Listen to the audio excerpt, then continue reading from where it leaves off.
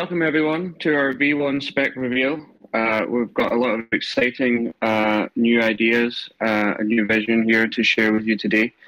I have Andrew and Luis from the protocol team with us here to present our vision for V1.0 of the protocol. So the format of today will be mostly a presentation, exploring the justification for V1, what you can expect from the V1 project, some of the functionality that V1 will contain, and how we're going to move forward.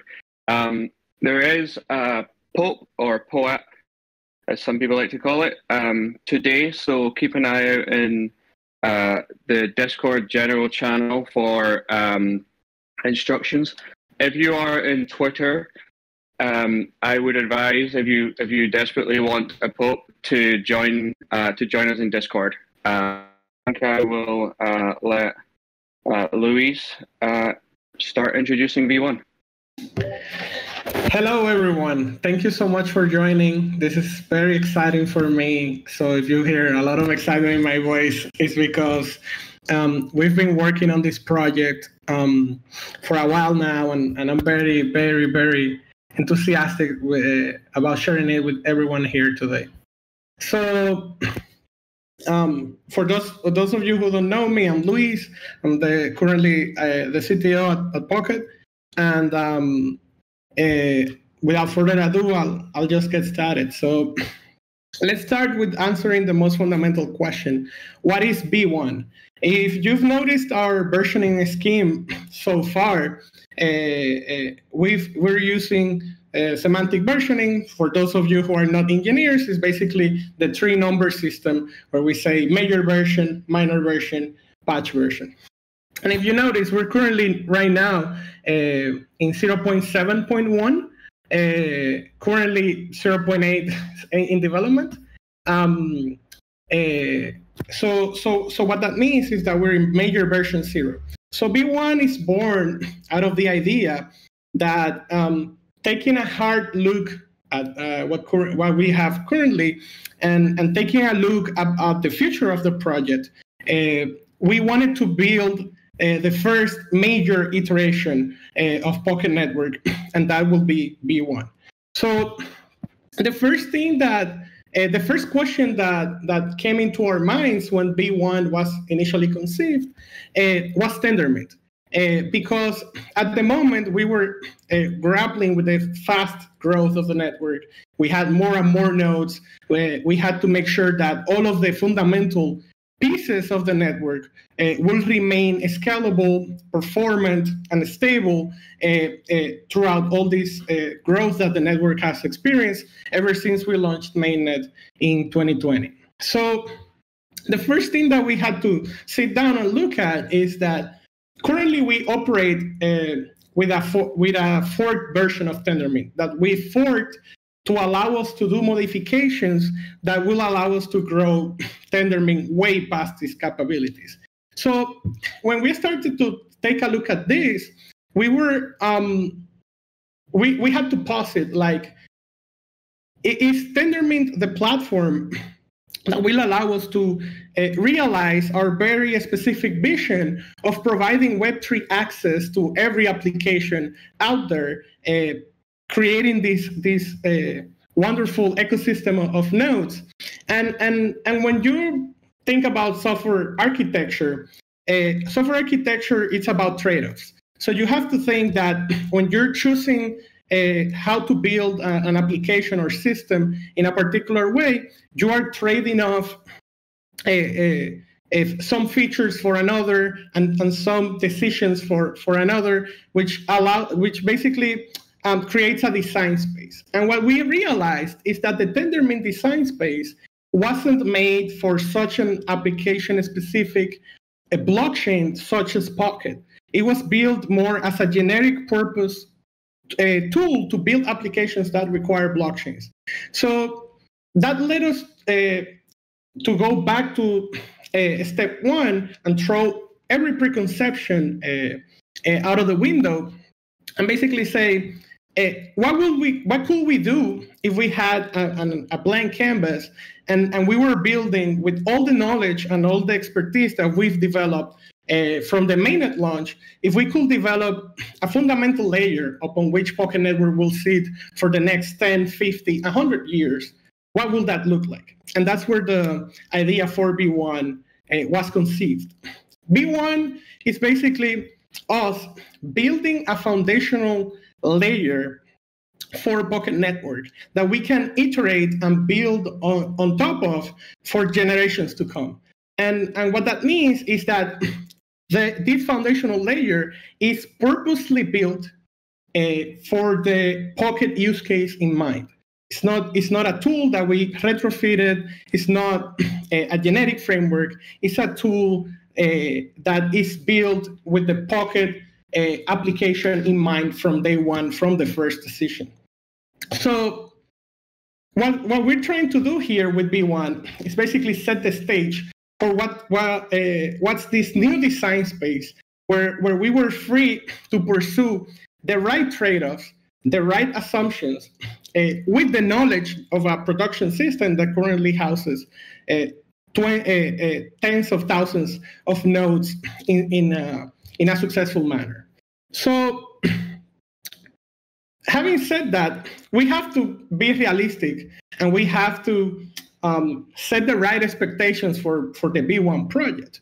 We're revealing B1 this early in its life cycle because we want the community to be involved, starting from this research cycle that we just concluded, which we're going to present to you today. And what we want to do is basically build B1 with everyone in the community. And we want everyone to be aware and in lockstep with everything that we're building as we're building it. So B1 has a long project roadmap, and we're going to be releasing more of that roadmap as it gains clarity down the road.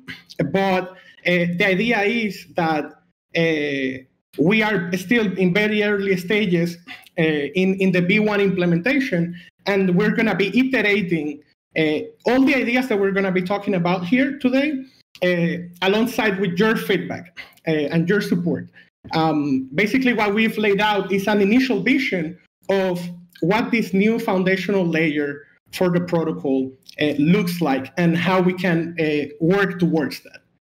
So to understand B1, we have to contrast it with the current implementation, which we call B0 so far because of the versioning that I explained at the beginning.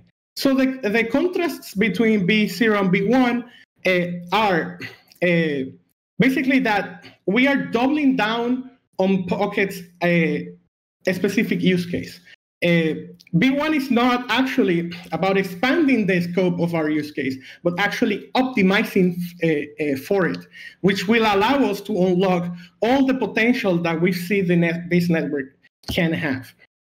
So to outline a few things that exist in B0 that will remain in B1 is that we will keep having a utility-specific global state, not be like a general compute platform or have a smart contract general computer state. We're still going to have an accounts-based blockchain, just like we have today. We're still going to keep the session-based model for pairing apps and nodes. That stays the same. We're still going to use a BFT consensus algorithm, but we're actually swapping it out for another implementation that we believe is going to suit our interests in a better fashion. And we're still going to maintain the same way our transactions are settled, the way our mempool works. All of those things about B0, we realized work and they don't need to be changed. So having said that, what is actually changing? By taking a hard look at our current foundational platform, which is Tendermint, we identified 4 modules that Pocket Network needs to have, which are going to be the cornerstones of this new application-specific architecture that B1 is aiming to have. These 4 modules are utility, which is basically the thing that makes Pocket Pocket, meaning all the relay functionality, all the specific actors, how they're defined, and how the network behaves. We have persistence, which means how every Pocket node persists data across time. And this is a very important functionality because this is the data that the nodes come to consensus on block by block. Peer-to-peer, which is our peer-to-peer network, which today is hosting tens of thousands of nodes, as we've mentioned, and consensus, which is the algorithm that we use for the validators to agree on what the next block is going to be and what the finality storage layer is going to look like in the next block. So what are a few things, and guys, reminding that V1 is trying to optimize existing utility. What are the things that are actually changing? Let's start with utility. We asked a fundamental question: how do we optimize our existing utility? And we came up with 2 categories: relay quality and relay scalability. In the relay quality, we have to talk about how quality is enforced in the network. Today, quality is enforced via client-side mechanism that requires coordination between the app and the nodes, which makes it a tad more difficult for apps to actually take full advantage of the quality enforcement mechanism in the network. In V1, what we're gonna do is we're gonna move quality on chain, and what that's gonna look like is that the relays that are being validated are also gonna be validated not only based on the volume of relays that are being served, but the quality of those relays. The second category that we have to think about is scalability. We have to find a way to scale up how to prove the amounts of relays that are gonna be done by the network. And we also have to think about how we create and validate those proofs. In V0, the model today is that we use a pessimistic proof of relays, meaning everyone is guilty until proven innocent. And this requires some overhead on the network. So in V1, we've realized that we can actually switch for an optimistic proof of samples, which are totally outlined in the utility spec, where we can, with less overhead, we can actually maintain the same level of security that we have with the pessimistic system that we have today. In the other realm of creating and validating proof of work, in the current model, we have unified actors. A node is a node, and only until recently on 7.0, we separated validators and servicers. But in V1, all these actors are going to be task-based and specialized, which means that they won't have to compute work that other actors are doing. They will only need to compute the work that is for their specialized task. And what all of this translates to is that all of these actors are gonna be way more efficient in the way they use and manage their resources, because they will only have to use them for their specialized tasks. Moving on to persistence, we have Luis. I think it might be helpful to dive a little bit deeper into utility, if that's okay. Just to provide a bit more of an illustration of how these different changes are achieved. So V1 or V0 has 2 main actors: the servicers and the apps. If we leave validators out of it, we have the service nodes and we have the apps. Servicers are doing the work. They're relaying RPC requests, and then they have to store the claims and proofs for these relays, and then submit these to the chain, and then they get paid proportional to the amount of work they did. the quantity of work that they did. What V1 does is V1 introduces a third actor in the network, the fisherman.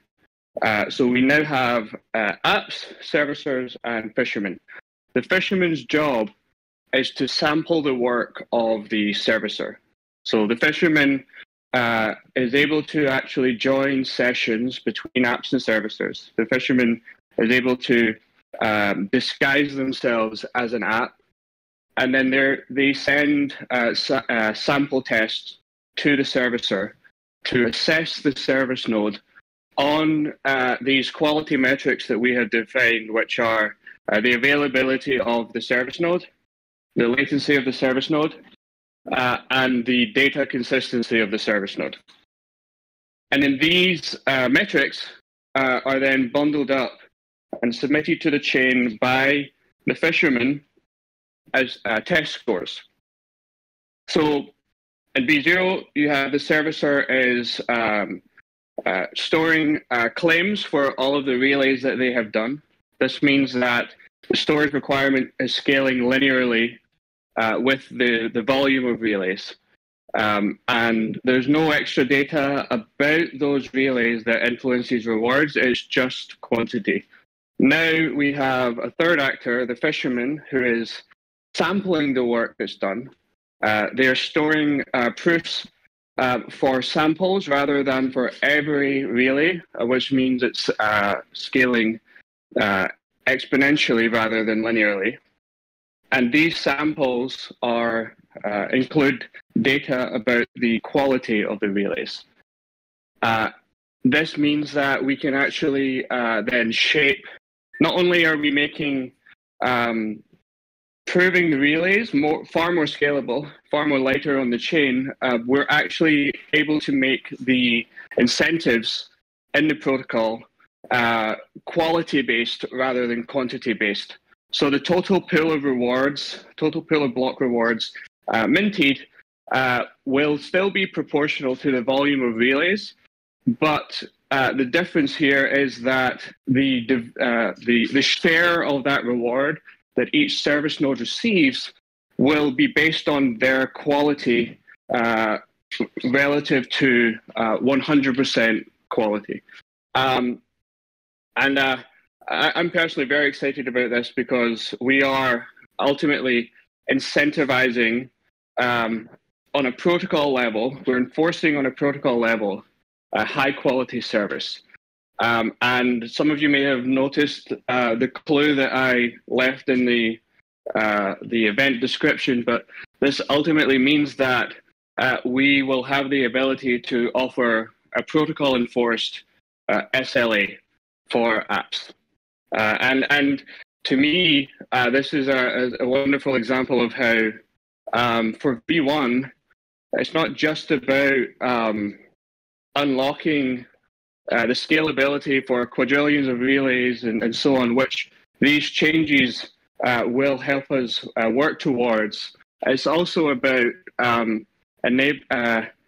rather than simply matching centralized RPC providers on quality metrics, actually creating an architecture that enhances quality to a level that centralized providers can't match. Really taking advantage of this new decentralized architecture that Pocket is creating. So I just wanted to make sure that we were emphasizing just how significant these changes will be. And we should let Jack do the utility talk. I was gonna say that, like, let me use a very insightful intervention to say that we're gonna have events specific to dive deep into each one of these modules that are gonna be the new cornerstones for Pocket Network starting from V1, and these modules. And in these talks, we're going to dive deep into every specific aspect of how we make all this vision that Jack just outlined so beautifully a reality. So if you're interested in knowing how and the inner workings of everything, I recommend that you RSVP for those events because they're going to be extremely interesting. So we will be doing some Q&A at the end of this once we've gone through all of the modules. But yeah, we're publishing for people that have questions about like specific functionality. After this call, we're publishing specs that may answer your questions, and then, like Luis said, we have another 4 calls scheduled to have specific Q&As. Sorry, you can go ahead.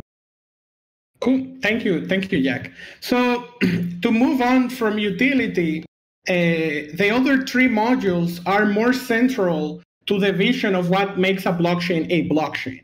So starting with persistence, we're basically rethinking how the underlying database for blockchains work, and thinking how would a blockchain that was specifically built for the bucket network use case look like. So in B0 today, we have a key value file system that is very commonly used through blockchain because of some very nice properties for consensus. But in transactional operations, such as serving the hundreds of millions of relays that Pocket serves every day, might not be the most efficient.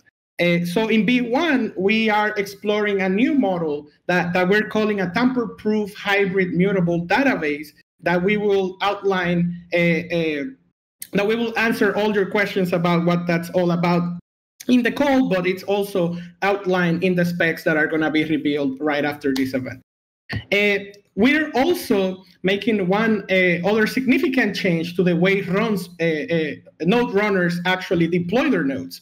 And that's basically the fact that in today's world, we have one node, one database, meaning for every node that you deploy, you need to replicate the same database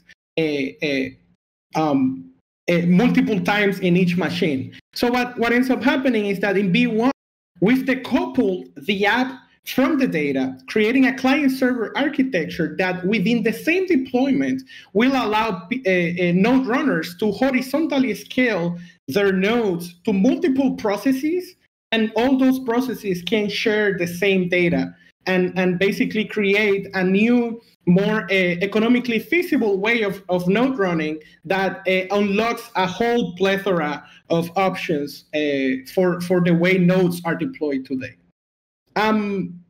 Moving on to peer-to-peer, when thinking peer-to-peer, we had to take a deep look at the sheer vast amount of nodes that this network is going to have. And when you think about the speed of light, moving data from one corner of the world to the other, you really need a peer-to-peer network that can handle all of that. So a few key aspects of the new peer-to-peer system is that we've segregated the communication pathways to avoid every node having to handle every message. Right now, with the way things are structured, we're using a random gossip algorithm, meaning nodes are paired randomly, and then they submit every message that they receive, creating levels of redundancy and levels of message duplication that are not the most optimal for a network of this scale. So we're changing that, and we're saying, let's have these specialized actors that Jack mentioned in his explanation of the new utility module have their own communication pathways. And what that basically will do is segregate the network, so only the actors that need to receive a message will receive it, with a control level of redundancy that will keep the network secure but scalable at the same time. The other thing that we have to think about is how do we reason or have visibility on the peer-to-peer network? And the way that's done is basically by enforcing a structure. So we're moving away from random gossip to a structured gossip. What this structured gossip is going to do is allow us to create a data structure that will allow us to simulate and compute and mathematically prove how the network will perform under whatever conditions it's put in. So having said that, we are basically going from a low visible high message duplication approach to a highly visible low message duplication approach by introducing this new data structure.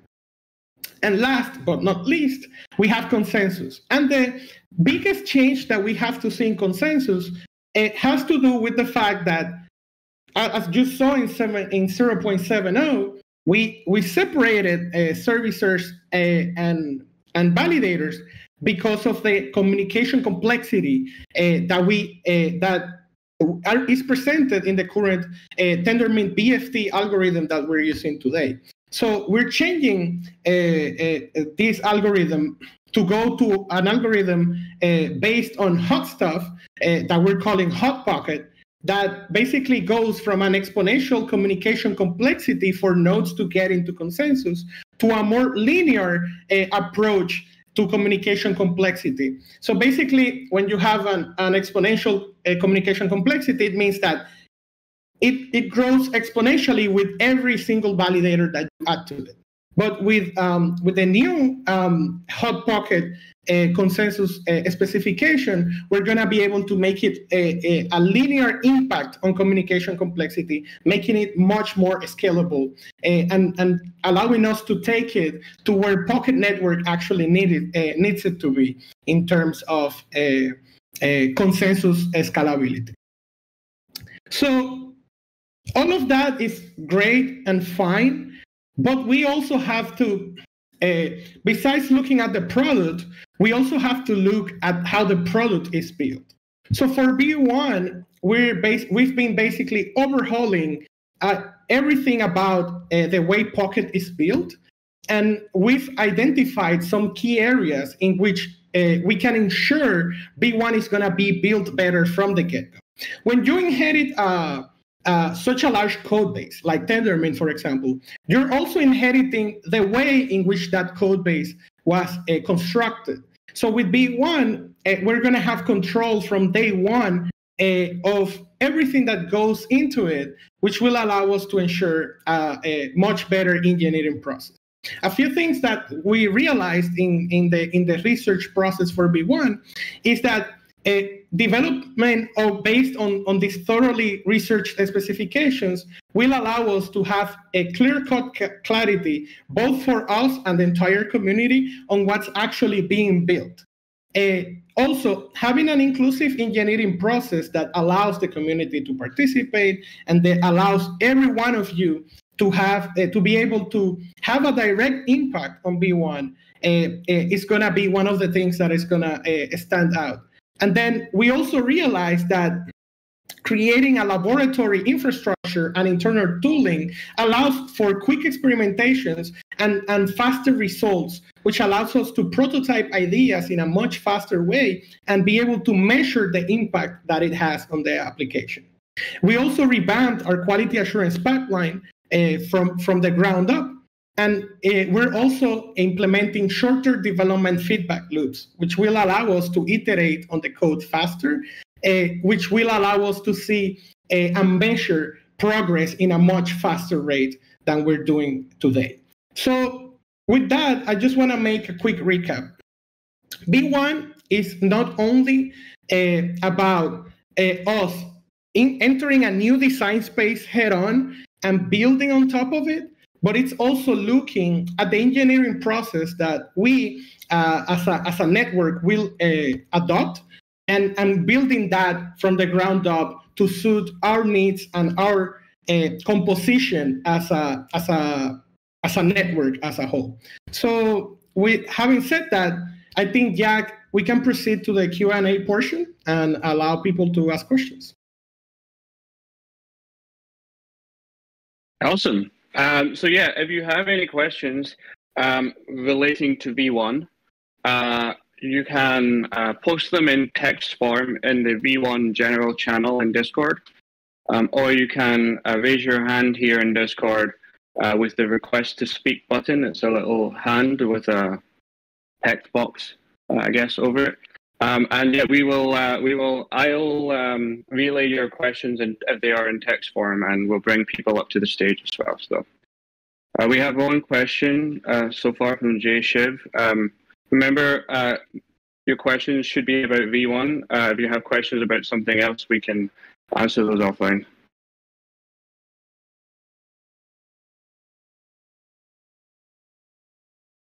I've invited you up to the stage, Jay. You'll need to accept it on your end. We have a question. Oh, we have a question from Jinx. Someone, just real quick though, someone has asked about the timeline for implementation. Yeah, as Louis said in his reply, we'll be sharing a roadmap soon. This is an R&D project that we'll be involving the community in. So there will be full transparency moving forward with our progress on the roadmap and so on. Hey, Jinx, you have a question? Yeah, question on Twitter in regards to the Hot Pocket consensus. Could you explain a little bit more the difference and how that achieves linear communication versus exponential? Andrew, you want to fill that? Yeah, I got it. So, not to give too much away because the spec's coming out here, it's a pretty simple, straightforward answer.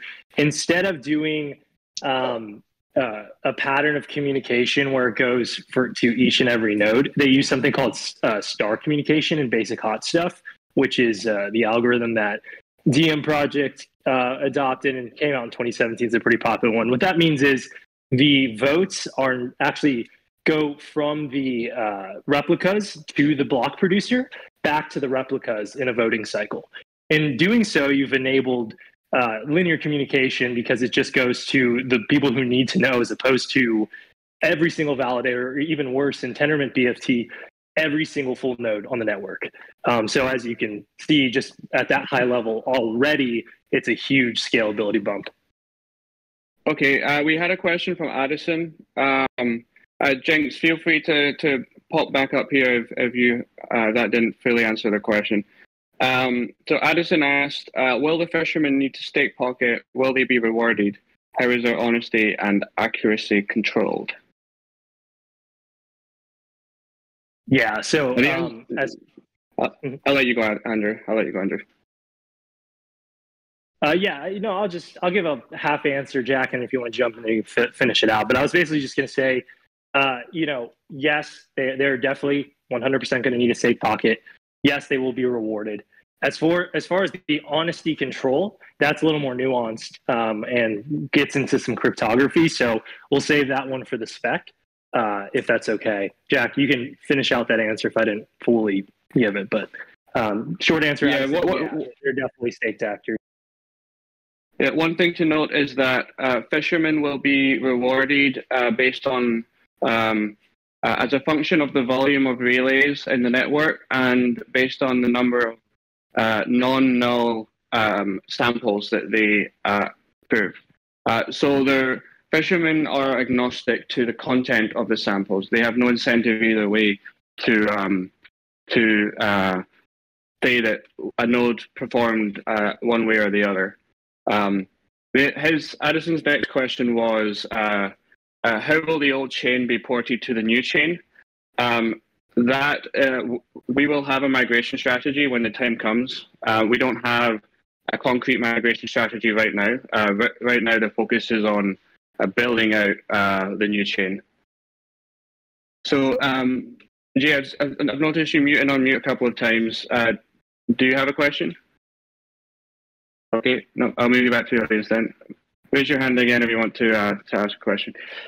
So how does the reduction, a question from Liddy in the chat, how does the reduction in compute power occur? Fishermen moving off Tendermint, and why the reference to quadrillions of relays with V1? I can maybe provide a high-level answer here. The reduction or the scalability enhancements occur essentially all layers of the stack. We've touched on a few of them, but the example that I talked about in the utility module is rather than having to prove every relay that is done, which scales linearly, we are only having to prove samples of those relays. That's just one example. We have, Andrew talked about enhancing consensus to be linear communication complexity rather than exponential communication complexity. We have enhancements with the persistence layer, so nodes will be more efficient at storing data. Peer-to-peer layer, nodes will be more efficient at communicating with each other. There are essentially at all layers of the stack, there are optimizations that will reduce the load on the network that each individual relay has, which will allow us to, as you said there, reach the scale of quadrillions of relays. And the reason for that reference is V1 is how we're going to get to that level. Without V1, we don't believe that would be possible. So, okay. Yeah, Jack, I'm just going to make a general note here. Guys, you're going to notice a theme here. It's that, you're going to ask, the content that's being provided right now is generally pretty high level. The reason why is because these conversations are a lot easier to have over a document, which are about to be released right after this call. And then we're going to have module-specific meetings where we can really dig into a lot of the details. Again, not discouraging any questions about the specs of the of how the mechanisms are going to work, but rather to say, if you're feeling like, oh, it's not super clear right now, that's probably normal. We have a bunch of documents about to come out, and happy to answer questions more specific on the exact mechanisms of how these sort of things are going to work once the documents are out there. But this introductory meeting is supposed to kind of just present the general ethos of where we're heading, which is something we're just incredibly excited about, all things considered, because the way, the project itself has just had such an evolution here that we feel at this stage we can truly achieve the vision that has really been in our hearts and in our heads since day one. Yeah, that's important to know. Okay, so Jay has requested to speak again. If you're having problems with your speaking permissions, write it in the chat, but I'll invite you up again and give you another chance. So yeah, to answer Akash, oh, hi Jay. Yeah, hi. Actually, it's a general question. It's all about creating a node. For me, like a non-IT guy, it's very, very difficult to create a node. Okay. Is there any possibility in future like creating a node like a plug and play? I would say that falls outside the scope of V1. I could say that V1, since V1 reduces the storage requirements and the resource requirements of running a node, it will most likely make it easier to run node deployments. But I don't think we can go much deeper into that topic on this call. Right. Thank you. No problem. Okay, so any other questions in text? How does V1 change your tokenomics? Yeah, we touched on that with the utility module, and we'll be publishing the spec right after this call. But yeah, essentially we have a new actor. That new actor will be getting a share of the inflation, to answer Lindsay's question about how fishermen influence inflation. And the servicers will be receiving rewards based on their quality, receiving a share of the total rewards based on their quality of service. If they are below the par of quality, then they'll have a share of their rewards burned from the 100% available to them. Expected throughput. I mean, do we have any numbers at this stage for that? Can I chime in on that quick? We're not gonna say a number, but what we're gonna say is that the aim here since day one has been to make Pocket Network the default way that Web3 applications interact with the blockchain. So in order to achieve that, V1 is positioning itself to be able to handle whatever that number is. And with these architectural changes, we are more confident that we can work towards that than with the current architecture. Yeah, I would say someone is V1 more of a reputation-based system with SLAs, etc. I would say yes, it does have more elements of reputation. For servicers, at least, servicers will have test scores based on the quality of their service, and this will influence their rewards in the short term. So for servicers, for sure, it's going to be more reputation-based. For validators and fishermen, it won't be. It will continue to be more like the current model. Someone asked if we can have an easy document for non-programmer guys. Don't worry, I have you covered. These will be going out after the call. Okay, I think we're caught up on the text questions, but we do have more people typing. Hey guys, I'm new to the community. First off, I want to say, love what y'all are doing. Super dope tech, huge fan. How do you guys plan on pruning like bad actors who have a really bad reputation, and how would that be managed? So for servicers, there will be a minimum test score threshold that servicers have to meet before they're eligible for rewards. Think of it like a sort of a trial period. So when a servicer first spins up, they'll need to establish a minimum test score before they can start to receive rewards. And if they start to behave badly or incompetently, they'll drop below that threshold and they'll be excluded from the reward pool. So the reward pool for servicers is actually there will be a total inflation proportional to the volume of relays that gets done. There will be a set of servicers that is eligible to receive that inflation, which will be all servicers that have a test score above the minimum threshold. And then that inflation, by default, is divided equally between all servicers. But if your test score is below 100%, your share of the inflation will be burned in proportion to how much below 100% you are. So we are ultimately incentivizing people to maximize their quality of service. And for bad actors, if you fall below that threshold, you're not going to get paid. Solid answer, man. Thank you for your time. No problem. Thanks for asking. We have some questions about hardware requirements and so on. Honestly, at this stage, we can't provide concrete answers about specific hardware requirements or throughput or specific numbers on scale. But all we can say is that based on the specs that you will be reading after this call, architecturally, this is going to be a far more efficient system. So the hardware requirements that you see today will be it will be much lighter than that.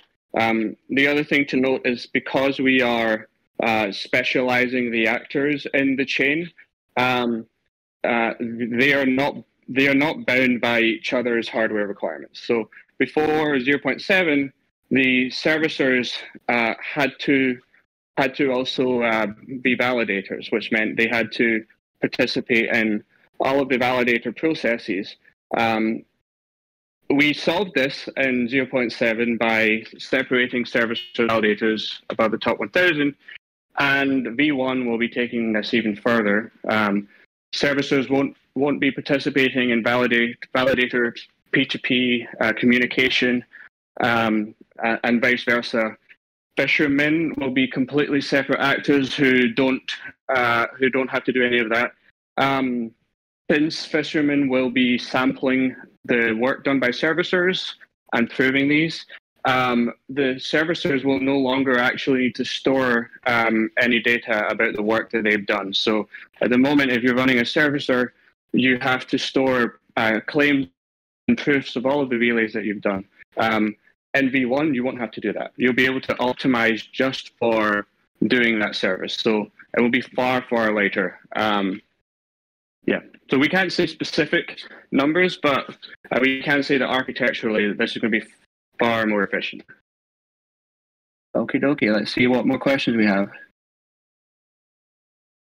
Yeah, for things like will there be a CLI command to achieve the score of a servicer and how frequently that gets updated? I think you can assume that there'll be a CLI command for these things, or at least that there will be ways to access that data through the persistence module. I think Luis was add something there. Yeah, everything that is stored on chain will be retrievable via CLI RPC as a standard practice. And why are they called fishermen? Andrew, I think you would be a good person to answer this. Yeah, it's kind of a cool story. So when I was talking about V0, this must have been, a couple years ago maybe at this point, talking to somebody in a very high-level blockchain project at the time about our architecture. And I was talking about how it was so cool that we just were able to get all of these relays, claimed by just submitting one single relay to prove that you did all the relays, right? And he was like, yeah, that is cool, but what's even cooler than that is doing no relays and having an optimistic model. He said, you should see what these other projects are doing with fishermen, and kind of nudged me in that direction. Our quote unquote fisherman is not like other projects, but it does play a similar role where they are fishing for bad actors. They are also kind of being, mystery tasters, if you will, to see how and sample the product to make sure that you're providing good quality standard level of care and service, that of which hopefully will exceed centralized providers one day. So that's why we're kind of calling them fishermen. And we've also seen in the community quite a few people adopt the nautical theme. So we thought it all just kind of fell into place there for fishermen. Hope that answered the question to the fullest. Yeah, we're going to be fishing for octopi.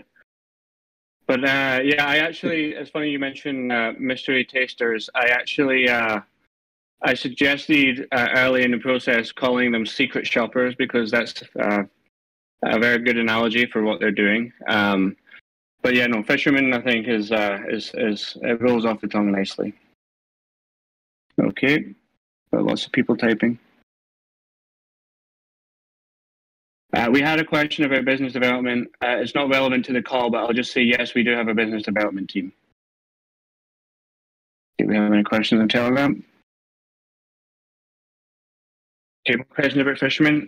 Would the fisherman's sample be counted as a relay that the node gets rewarded for? I'll go back to the incentive model. Remember here that nodes are no longer going to be rewarded according to quantity. It's not just the more relays you do, the more you get paid. The total relay pool is based on, the total reward pool is based on the volume, but each individual node is receiving a share of that based on their reputation. This will actually, a nice side effect of this is this will actually result in more reliable rewards for everyone. You're no longer going to be victim to pseudo-random selection. As long as you are available when you're called upon and you provide good service when you're called upon, you will receive your share of the reward based on your reputation. And I think a lot of people will be happy to hear that. Yeah, this will streamline node rewards. Several people are typing. Yes, Akash, if you're available and of high quality, the rewards will come, regardless of whether you're chosen for a session. Someone asked, I think I can sort of abstract this question to basically, will we be able to get data about the average quality of service nodes, which we can then use to reassure apps or new apps that our service is going to be of high quality?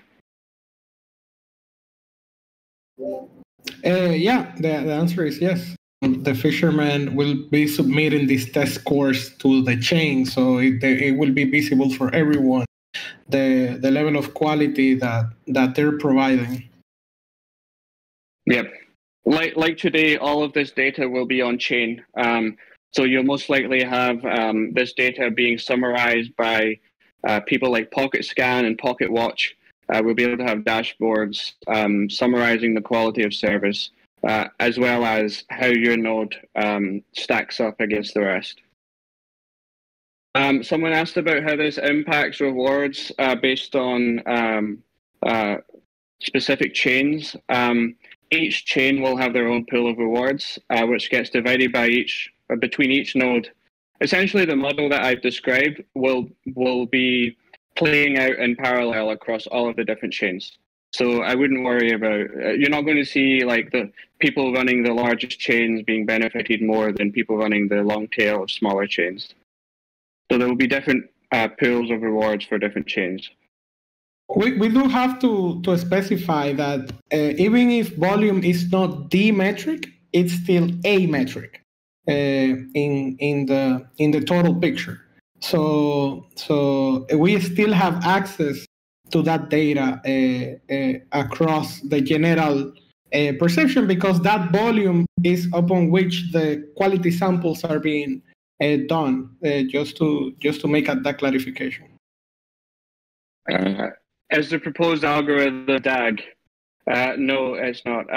Consensus will still be BFT. It's just a more efficient version of BFT. BFT meaning Byzantine fault tolerance. Do you want to add anything, Andrew, or did I cover that? I would like to add that it's actually different things. The proposed algorithm for peer-to-peer structured gossip is not a DAG, because a DAG is a persistence data structure. In a way, so someone has asked another question about rewards. An analogy that might help here is we're moving away from unit-based payments, where it's you're paid based on how much you're producing. I think of it like a factory. It's how many rather than being paid based on how many of the toothbrushes that you manufacture on your conveyor belt. You're being paid a salary based on the quality of your work. So you're still being paid based on your work. You're just being paid. You're being paid based on the quality that you're providing to apps. This means that you're not incentivized just to maximize the quantity that you're doing, but actually make sure that you're providing good service. Now, does this also, does this new reward model, this also helps with some of the challenges with self-dealing and things of that nature, correct? Yes, indeed. Yeah, someone asked, you're getting more consistency of rewards, but you still need to run high quality specs on your nodes so your quality score is high. Okay, we have a question from Amish Batman. Hey, yeah, I'm always thinking about the node running side of things. So you'd mentioned how it's changing and that you will have the, you said a client type model, you know, where you have the one dealing with the data more or less, and then you have the client, so you can put multiple of your Pocket, you know, I guess nodes communicating with the same data set or something along those lines. Can you give a little more detail? Are we talking about separate like applications? Like you have a data application that runs alongside you know, the application that runs the RPC servers or something? Or is this one application and they would just share a data location or a database? Or what does that look like? Am I not being clear? Yeah, no, I think I got you. I'm going to jump in here. So you're basically asking, like, what does the end product look like in terms of division of data versus the applications you're running? So it's still early days, but what we're looking at here in terms of a data model is that the persistence layer is going to be separated from the application in a sense. Like you're not going to have a file system DB. You'll have more of like a database engine, and then you will have different binaries that will allow you to perform application-specific operations that might tap into that same database engine. Does that make sense? Yeah, so it's separate actual applications. So for example, if we're running this in Docker, we'll have probably separate Docker containers that are communicating among each other rather than just having the one right now, like you currently have. Yeah, I imagine that sort of configuration will be popular. Okay, and let me just throw a... Go ahead. Yeah, I was just going to say, my biggest frustration with running Pocket nodes up to this point was just how everything's all mixed up, because of the tendermint. Most Pocket or most blockchains, you say, here's the config file, here's my data folder, and here's my keys folder. And you have 3 paths, and that allows you to cleanly separate everything. I assume you guys are working that into this, so we can, tell it, hey, here's our config file. It's not just going to assume it's under a specific folder every time, and things like that. That's what I'm hoping, a very clean separation. Here's the data, here's the keys, here's the... Though granted, having your multiple binaries makes that more complicated, but yeah, hope you guys are keeping that in mind. I assume you are. Yeah, actually, we're like I said, early days, but we're even looking at, if data directories are necessary at this point, if you have this persistence layer and you have a flag to point to your config file, etc. Binary specific, perhaps, but yes, I understand the frustration. It was a culmination of a few things, of course, that one being that it's a Tendermint-based blockchain, as you mentioned, but it's also that there's this general ethos in blockchains in general to have portability in just a single folder, right? So it's one of those things where the culmination of those two things made things, as you said, mixed up, and we are looking to unravel that in V1. That is wonderful. And that's all if I might chime in about that the node deployment setup, it's basically taking what's working so well for the applications that handle billions and billions of API requests a day, both in Web 2 and any other shard of the internet, and basically applying that same level of engineering here, where you can decouple process from data, and as you said, get everything strictly separate and just point them in the right direction, so we can scale to the levels that are actually possible with the right architecture. So we've got a good question here. Aside from providing quality service to apps, what other big changes does V1 introduce for apps? Configurability, above all else. Applications are able to customize their number of nodes per session. It incentivizes, different configurations of on-chain applications to ensure we don't have a bloating of on-chain applications, similar to how it does service nodes in V1 as well, to enable that balance between security and availability of their service nodes, right? So it provides a few other kind of nice UX things that don't exist or are impossible in today's model. Whereas instead of having a global parameter with like the latest PUP of 24 nodes per session, you would be able to pick a range, and you would be able to have consolidation, and you would even be able or incentivize consolidation through discounts on some API requests via the amount you had staked. So there's kind of this balance in parameterization that does not exist in V0 that will exist in V1. And of course, I'm just going to iterate the point one more time. Applications are no longer responsible for ensuring quality of service with challenge requests. That has been removed and put to a separate actor, aka the fisherman. One analogy I like to explain this here is at the moment with client-side validation, we're essentially relying on customers to send back a product that's defective for our quality assurance purposes. No sort of effective large-scale business would rely only on that. So what we're doing here is we're actually introducing quality assurance into the supply chain before it actually reaches the customer. So we have no people typing with questions, no hands raised. We will wrap up here if there are no more questions, so make sure to get them in soon. Keep an eye on the lobby channel for instructions on claiming your pulp. I'm hoping that the bot that I'm using will work. If not, it may be a case of DMing me for links, which I'm not looking forward to. But yeah, we'll see what happens there. Keep an eye on the lobby channel.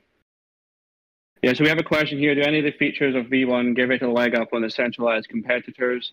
I would say that I believe that the architecture that we're designing in a utility module for V1 with quality-based optimization will have the potential to make the service actually better than a centralized provider can provide.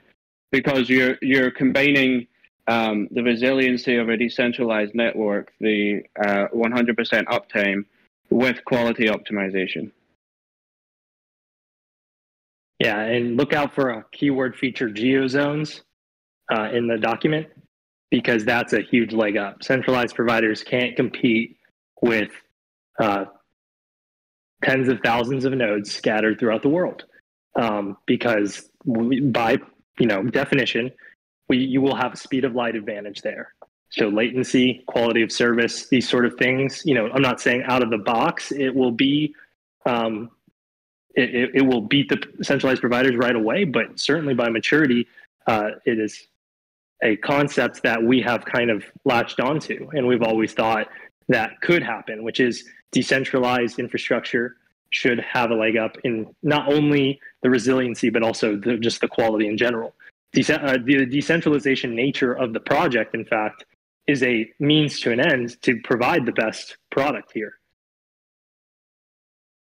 Yeah, like Andrew said, we're going to have some simple geozones out of the with V1.0 with the initial spec, divided into the standard locations that you know from the cloud model, like US East, US West, etc.